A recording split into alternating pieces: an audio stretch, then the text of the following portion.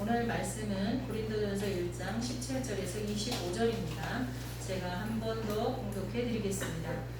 그리스도께서 나를 보내심은 세례를 베풀게 하려 하심이 아니요 오직 복음을 전하게 하려 하심이로되 말의 지혜로 하지 아니함은 그리스도의 십자가가 헛되지 않게 하려 함이라. 십자가의 도가 멸망하는 자들에게는 미련한 것이요 구원을 받는 우리에게는 하나님의 능력이라. 기록된 바 내가 지혜 있는 자들의 지혜를 멸하고 총명한 자들의 총명을 헤아리라 하였으니 지혜 있는 자가 어디 있느냐 선비가 어디 있느냐 이 세대의 변론가가 어디 있느냐 하나님께서 이 세상의 지혜를 미련하게 하신 것이 아니냐. 하나님의 지혜에 있어서는 이 세상이 자기 지혜로 하나님을 알지 못하므로 하나님께서 전도에 미련한 것으로 믿는 자들을 구원하시기를 기뻐하셨도다.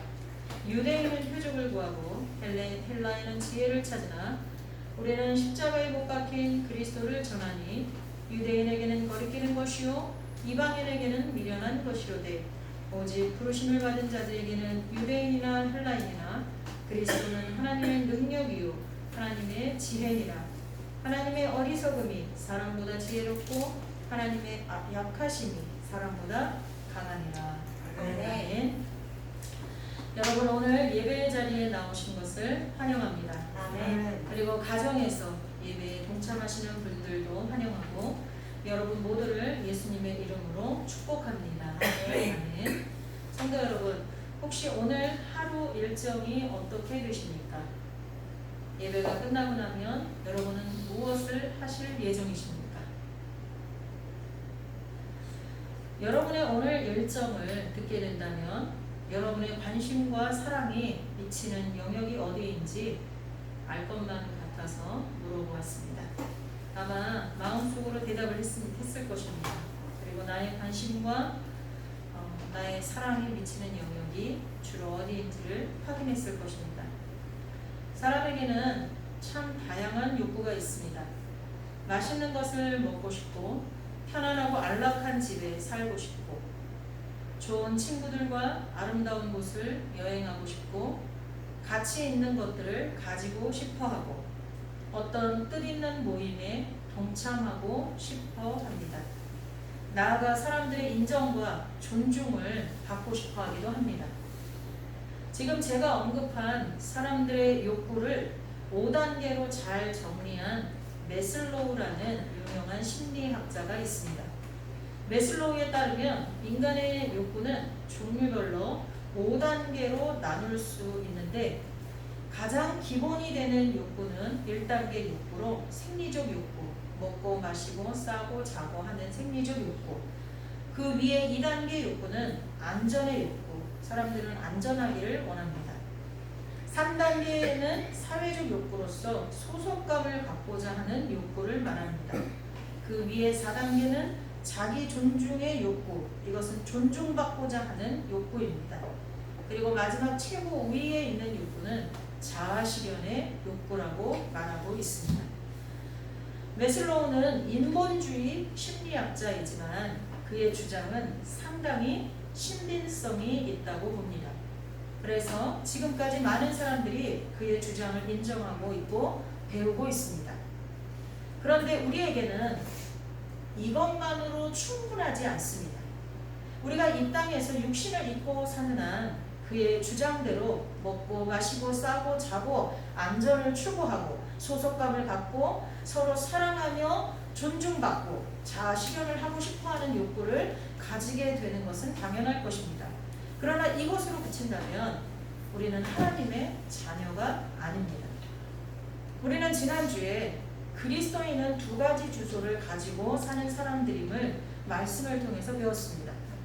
우리의 현 주소는 대한민국의 경기도 땅이지만 우리의 정체성을 일깨워주는 실존적인 주소는 그리스도 예수 안이라는 것을 말합니다.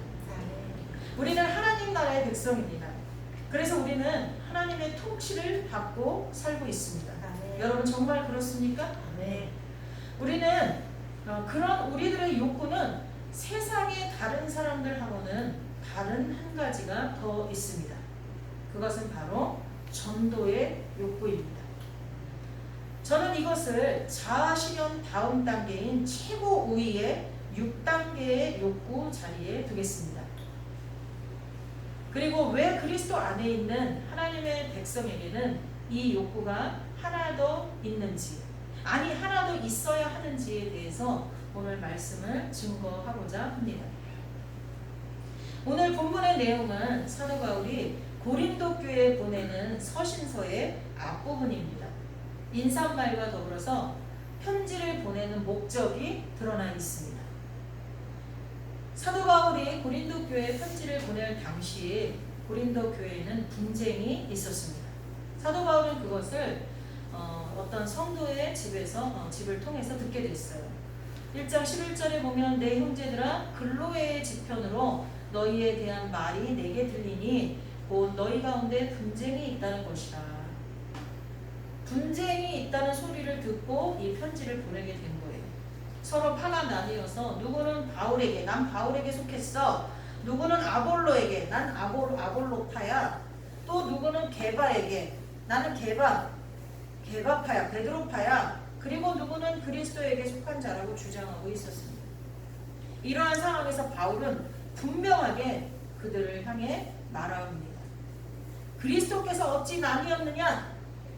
바울이 너희를 위하여 십자가에 못 박혔으며 바울의 이름으로 너희가 세례를 받았느냐?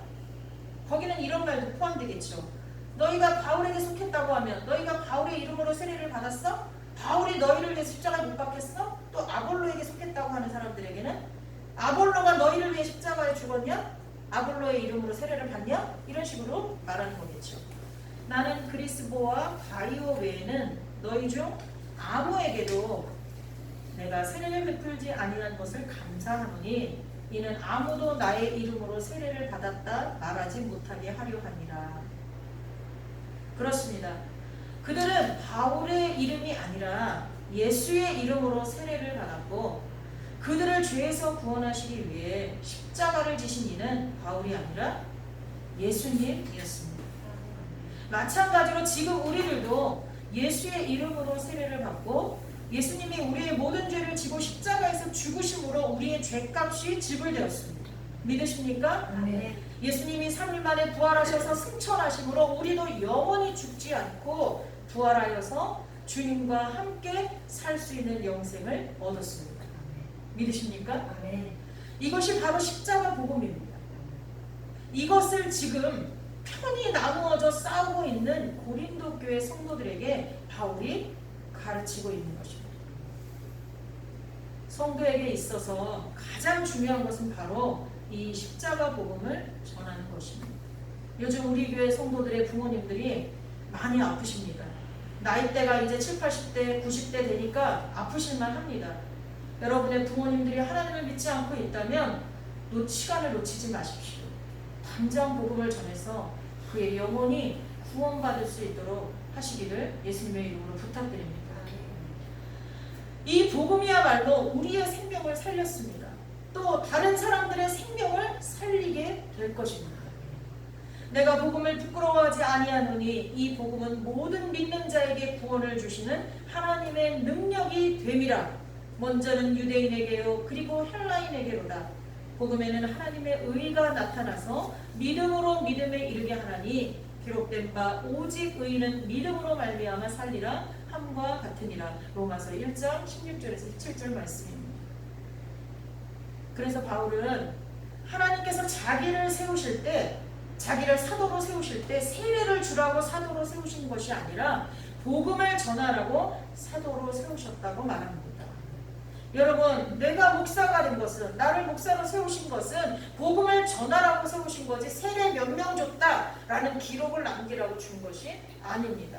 여러분을 그리스도인으로 세우신 것은 나아가 복음을 증거하여 죽어가는 영혼을 살리라고 먼저 부르신 줄 믿습니다.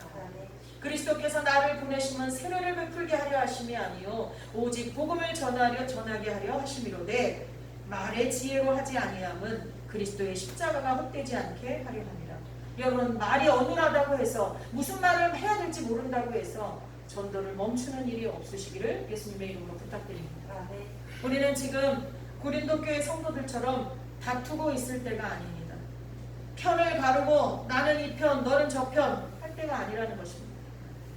요즘에 코로나19에 대응하는 교회의 태도들이 많이 사뭇 다릅니다. 그것을 가지고 저쪽은 잘했네 못했네 할 때가 아니라는 것입니다. 다 자기의 믿음의 분량대로, 목회 철학대로, 교회 성도들의 마음대로 움직입니다. 그러나 그것이 어떤 것이 옳고 그른지는 하나님만이 아실 것입니다. 지금은 복음을 전할 때입니다. 지금처럼 믿음을 지키기 어려운 때, 우리 이재훈 집사님이 기도할 때 우리들의 신앙이 많이 떨어졌는데 회복시켜달라고 기도합니다. 우리의 믿음이 실종되기 쉬울 때, 우리의 영이 하나님의 영 안에 거하기 어려울 때, 우리가 죽지 않기 위해 반드시 해야 할 일이 전도입니다. 아니, 구원받은 자가 마땅히 해야 할 일이기에 하지 않으면 오히려 우리에게 화가 있을 것이라는 것이 더 타당한 이야기일 것입니다. 고린도전서 9장에 보면 이와 같이 주께서도 복음 전하는 자들이 복음으로 말미암아 살리라 명하셨느니라. 내가 복음을 전할지라도 자랑할 것이 없음은 내가 부득불 할 일입니다. 만일 복음을 전하지 아니하면 내게 화가 있을 것이로다. 이렇게 분명하고 정확한 말씀이 성경에 기록되어 있는데 어째서 우리는 이렇게 당연한 일을 하지 않고 있는 것일까요? 저와 여러분은 어째서 전도에 게을를까요? 물론 요즘의 상황들은 우리로 하여금 복음을 전하는 것을 어렵게 만들고 있는 것은 확실합니다. 많은 교회들이 전도하는 것을 쉬게 되었습니다. 참으로 안타까운 일입니다. 그런데 혹시 자기 마음을 들여다보십시오. 이러한 환경들을 내심 감사하게 여기고 있지는 않은지요. 전도하지 못하는 혹은 하지 않는 합당한 이유와 변명을 댈 수 있기 때문에 이러한 상황을 오히려 좋게 받아들이고 있지는 않은지요. 예배당에 와서 예배하지 않아도 되고 새벽 기도회, 금요 기도회, 수요 예배, 식당 봉사, 차량 봉사, 여러 가지 교육, 소모임, 구역 예배, 그리고 전도, 이런 모든 교회가 해왔던 일들에 내가 참여하지 않아도 되는 것이 변명이 아니라 합당한 이유를 제공하기 때문에 오히려 편안하게 생각하고 있지는 않은지. 처음에는 이게 웬일이야? 어떻게 이런 일이 있을 수가 있어? 이거는 종교 탄압이야. 야, 왜 교회에서만 코로나 확진자가 나와? 이건 아니지. 막 사람들이 흥분하기 시작했어요. 어떤 쪽에서는 아니야, 교회가 전하는 건 사랑이야. 국가가 하는 대로 다 순종하고 나가야 돼. 나가 하나 걸려서 잘못되는 건 모르지만 다른 사람한테 폐해를 끼칠 수가 있어. 그러니까 교회가 더 철저히 해야 돼 하면서 솔선수범해서 오히려 먼저 문을 닫아버린 교회들도 있고, 아니야, 천지만물을 다스리는 하나님이셔. 그분을 높이고 찬양하는 예배는 멈춰서는 안 돼 라고 지금도 끝까지 예배당에 모여서 예배하는 것을 주장하는 사람들이에요. 어쨌거나 처음에는 굉장히 많은 다양한 열정들이 표출됐습니다. 방법은 다르지만 그 안에는 열정이 있었어요. 그런데 지금은 많은 대다수의 성도들이 이러한 상황을 편안하게 여기고 있고 이제 몸이 습득해서 습관이 되어버린 목회자들도 마찬가지. 그런 상황이 되어가고 있지는 않은지. 그 중에서도 가장 전도에 대해서 지금 이 시국에 어떻게 전도를 해? 나 믿음 지키기도 어려울 때 핑계거리와 변명거리로 삼고 있는지 우리 생각해 볼 필요가 있습니다. 제가 한번 생각해 보았습니다. 정말 예수님이 우리를 먼저 택하시고 우리에게 주신 사명, 그것은 지구 끝까지라도 나아가 복음을 전하고 그들이 예수님의 제자가 되도록 가르쳐 지키게 하는 것인데, 이것이 주님의 명령이고 우리의 사명인데, 뿐만 아니라 우리가 구원받은 것도 누군가가 예수님의 명령에 순종해서 자신의 목숨을 걸고 복음을 전하려고 이 미지의 땅인 이 나라에 와서 젊은 청춘을 바쳤기 때문에 우리가 복음을 들을 수 있었는데, 우리는 그 사랑과 희생에 빚진 자인데 왜 복음을 전하고 있지 않은지 또는 쉬고 있는지 생각해 보았습니다. 여러분도 생각해 보십시오. 제가 생각한 것은 5가지입니다. 첫째는 복음에 대한 확신이 없기 때문이라고 생각되어집니다. 내가 그 복음을 정말로 믿지 않는 거예요. 아니 믿지만 확신이 없는 거예요. 정말 예수님이 메시아일까? 예수님이 나의 죄를 위해 십자가에 돌아가신 것이 사실일까? 예수님이 십자가에 돌아가신 그 역사적 사건이 정말 나와 상관될까? 내가 정말 예수님을 믿으면 천국이라는 데를 가는가? 확신이 없는 거예요.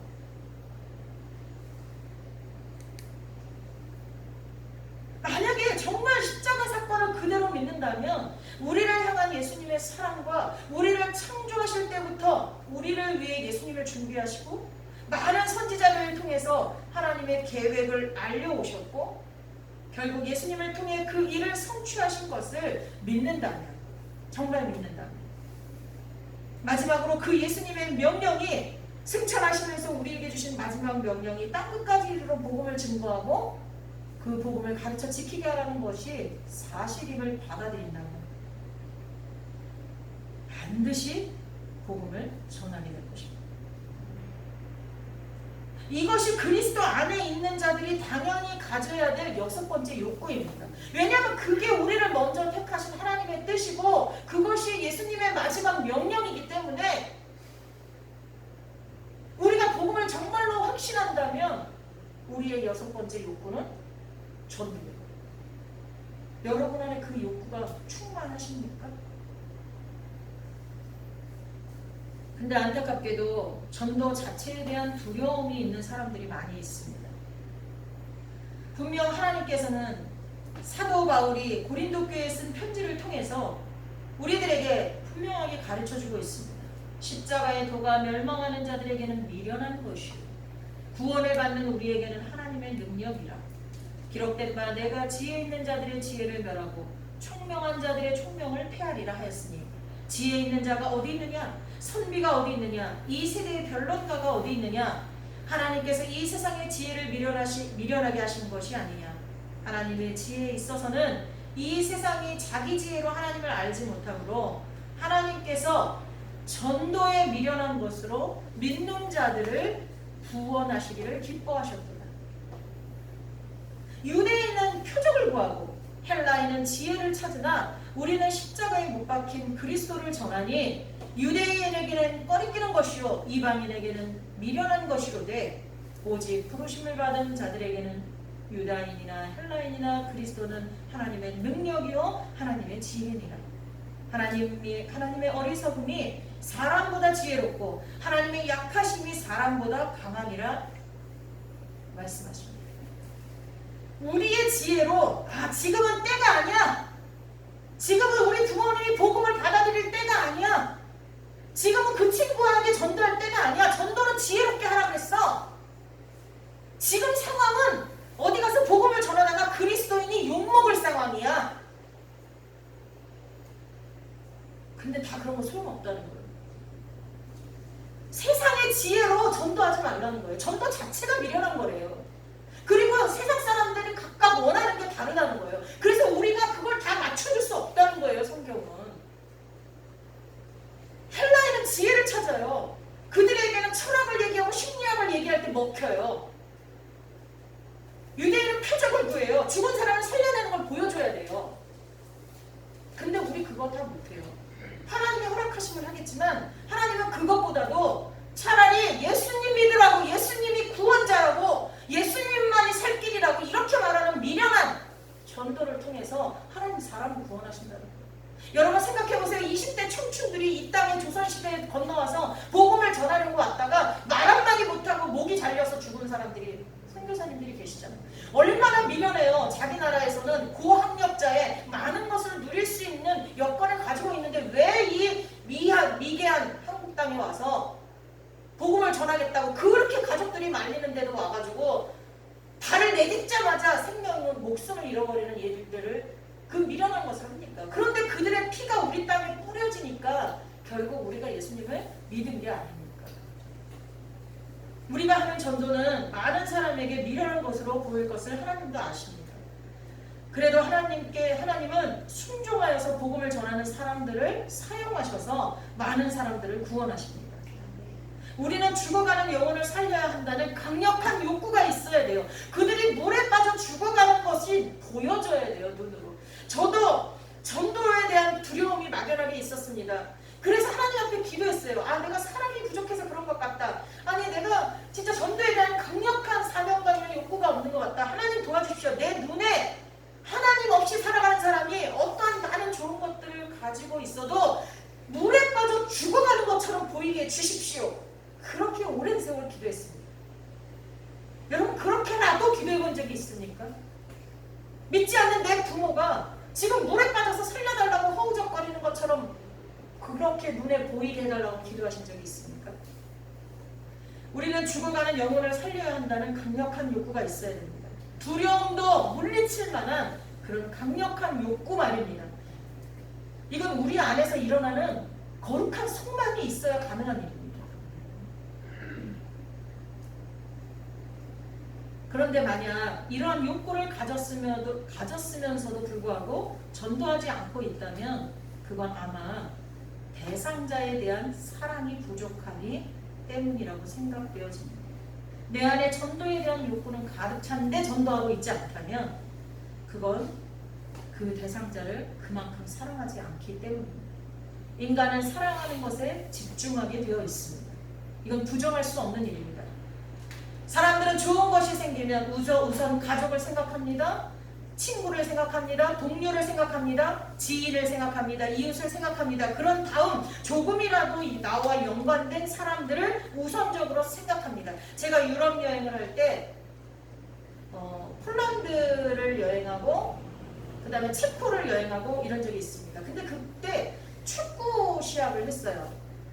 축구 시합을 했는데 폴란드에서 간 다음 날에 체코였나? 체코에서 한 다음 날에 슬로바키아였나? 아무튼 거기 나라들인데 이렇게 서로 이렇게 대항전을 하고 있었는데 저희가 하루씩 머문 나라들이 있거든요. 근데 이쪽 나라에 머물렀을 때는 나도 모르게 그쪽 나라 사람을 응원하고 있는 거예요. 우리가 다 같이.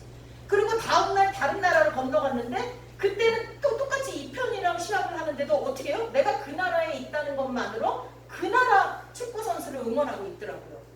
저만 그런 게 아니라 같이 갔던 일행들이 다 그랬다는 거예요. 그럼 나와서 웃기대요. 우리가 그 사람들 얼굴을 본 것도 아니고 그 사람들하고 무슨 조그만 관계가 있는 것도 아닌데 단지 내가 그 나라 호텔에 머무르고 있다는 것만으로 그 나라 축구 선수를 응원하고 다른 나라로 넘어가니까 그 다른 나라 축구 선수를 응원하더라고요. 사람은요, 조금이라도 내 마음에 담은 사람, 나와 관계가 있다고 생각하는 사람을 지지하고 응원하고 좋은 걸 주게 돼 있어요.